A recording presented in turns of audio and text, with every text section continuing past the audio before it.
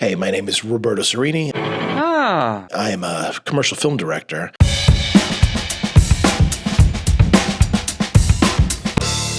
Besides being a director, I'm also an editor, and sometimes I'm also the colorist. And in this case, we had a very special project with Indian Motorcycles, and I'm going to show you how we graded a campaign using Dehancer. It's amazing. Come along. The beginning of the film opens up as a period piece set in the 1930s, so it needed a very specific look. And for that, I had to go to Dehancer. Installing the program is super simple. Much like any other plugin, it works directly in DaVinci Resolve, but does not use a ton of resources, which is something that I really appreciate. I can take this project with me anywhere, work off an external drive, and be able to grade professionally anywhere in the world, which is a huge bonus. So this is how we started.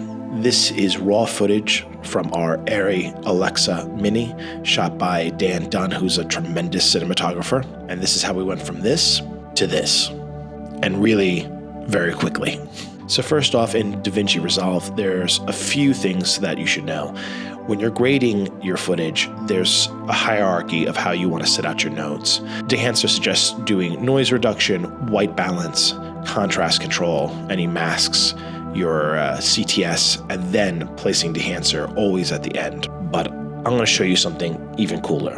I'm going to delete all of these nodes up here, and I'm just going to use Dehancer, which I think shows the power of this plugin. You start basically in the input. In this case, I'm going to choose Camera, Arri, Alexa Mini, and Log C.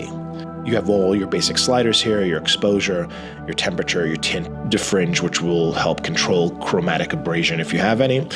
Next up is your film look. You have dozens of different types of film profiles here, and this is where Dehancer really shines. I spend most of my time here, really just playing, going over the different looks. This is, to me, the most important step.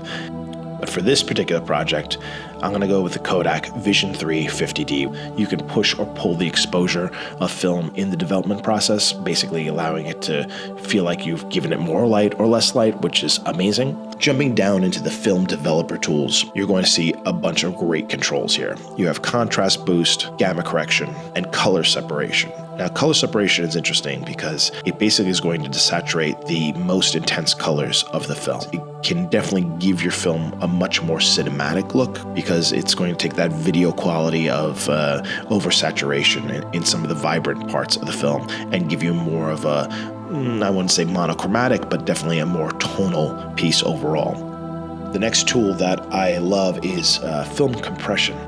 Basically here you can save your highlights, and you can see how this immediately allows the clouds and the skies in this shot to be brought back so that you're getting full detail.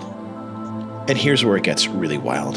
In the print section, this is going to emulate what it's like to print back to film. When you're using film, you're basically correcting it on a digital platform and then you're printing it back to film. This is something that you're going to play with, and you're going to choose what works best for you. Dehancer goes even deeper, and you can control the color head, which is basically allowing you to influence how the colors are presented on the film in the final printing process. Just one more tool that allows you to tweak the absolute perfect picture for your final product. Film grain is a fabulous tool. All digital cameras, including high-end professional cameras like the Arri, provide a very clean signal, which is fantastic. But adding a little bit of film grain definitely adds character to the film and gives you a much more cinematic look at the end. Next tool down is halation. Halation is basically the blooming of the red. It is an ethereal look. It is very specific. Bloom is going to basically soften the image in the highlights, adding a little bit of decontrast. Film damage is just that. It'll add hair, scratch marks. It'll make it look like the film has been aged and poorly kept over time. In this case, we want the film to look pristine as if it was shot yesterday, but just in a vintage way. So we're going to hold back on the damage. Film breath basically adds a bit of organic damage to the film. It will change the contrast and color frame to frame. It definitely adds a little bit of character and makes it feel much more analog than digital. And even in this project, we'll add a little bit very subtly so that you feel it more than you see it. Gate weave will add a bit of jitter to the film as if the image is moving within the frame. This is a product, again, of mechanical playback. Overscan is another great tool. Basically, it's going to create a frame around your footage. So if you want a specific aspect ratio, or you want to emulate that you're shooting on a specific film type, be it full frame 35, half frame 16 millimeter, 4:3, whatever, this is where you would find that tool. In our case, again, we're going to keep it full frame 16:9 because the rest of the film is being projected in that, and this is going to broadcast. Vignette, basically darkening the edges of the screen of the frame. Monitor is being able to monitor the false color or any clipping information, making sure that you're within gamut for your specific delivery specs. Output, total impact. This is where you can dial in how much of the effect that you created is going to be presented in the final image. I very often will pull this back just a little bit.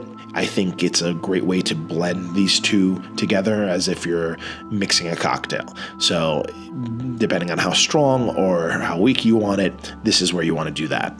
LUT generator is a great tool. Say you have a look that you absolutely love, you can export a LUT, and then you can have that LUT across any platform that you can add to any camera, any footage, so that it's there ready to go.